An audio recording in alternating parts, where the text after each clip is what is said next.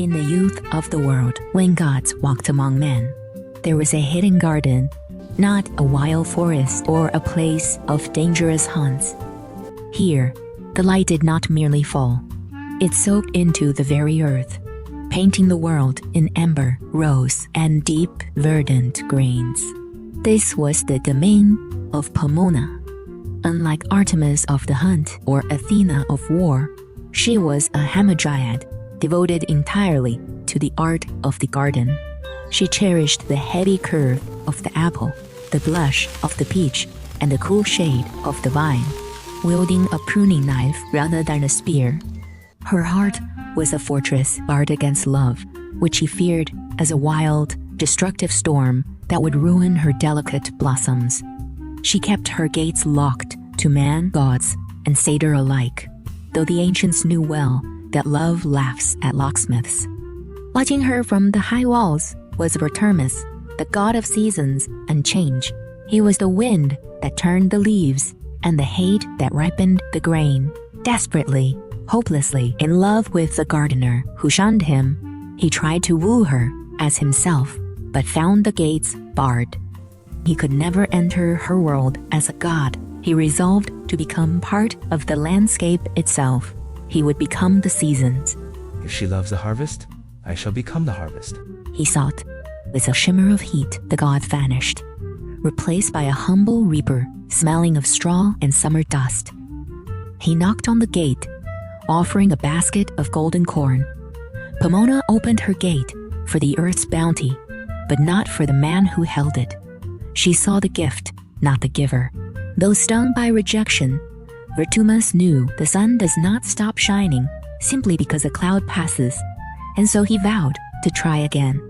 The next day, amidst the scent of crushed grapes, he returned as a wine pruner, hands stained with purple juice and leaves tangled in his hair. He climbed her ladders and trimmed her vines. Standing so close, she could feel the heat of the summer sun radiating from his skin. For a moment, Pomona paused, sensing a strange familiarity in his eyes, this warmth reminding her of the changing seasons. But she ultimately pulled away, retreating to the safety of her roses and softly dismissing him. Refusing to yield, Vertumnus decided that if the harvest could not move her, perhaps the river would.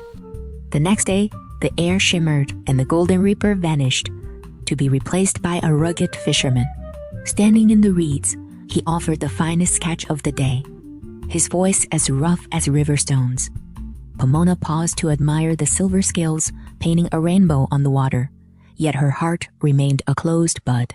But as Vertumnus watched her retreat, the sky suddenly changed. The warm amber light was swallowed by a cold shadow. Boreas, the god of the north wind and the demon of eternal frost, silently climbed the city wall. Envious of Pomona's eternal summer, he sought to freeze her sanctuary into ice. As temperatures plummeted and the nymphs fled screaming into the trees, Pomona stood terrified, watching her beloved roses blacken with frost. As Boreas laughed with the sound of cracking ice reaching for her, seeing his beloved in peril, the playfulness of courtship vanished. In a heartbeat, the fisherman was gone, replaced by a warrior clad in armor, forged from the heat of the midday sun. He crashed into the winter night like a comet of fire. Vertumnus unleashed a blast of golden heat that slammed into the icy blue of Boreas, the gray demon unable to withstand the radiant heat of a god in love, shattered into a harmless mist and was blown away by a warm southern breeze. Color returned to the world, and the roses blushed red again. Pomona looked up at her savior. He and his golden armor and fiery cloak gradually flew into the black night sky. Vertumnus knew he needed to hold on until the end. Playing his last card, he stooped his shoulders, clouded his eyes, and became an old woman.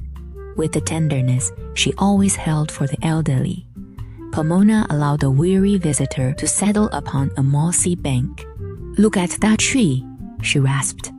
Without the vine to hug it, it would be just a lonely trunk. And the vine without the tree, it would crawl in the dust. They need each other. Child, why do you not see that?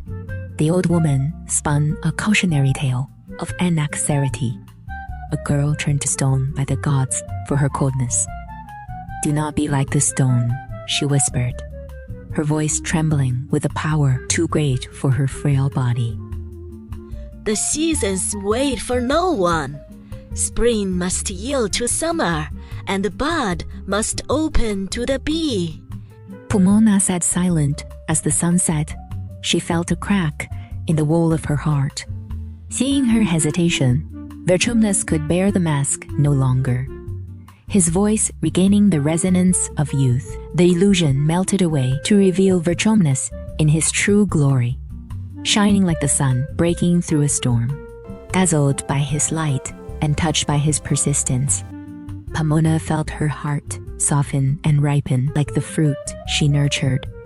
And as her walls finally fell away, she found she no longer needed words.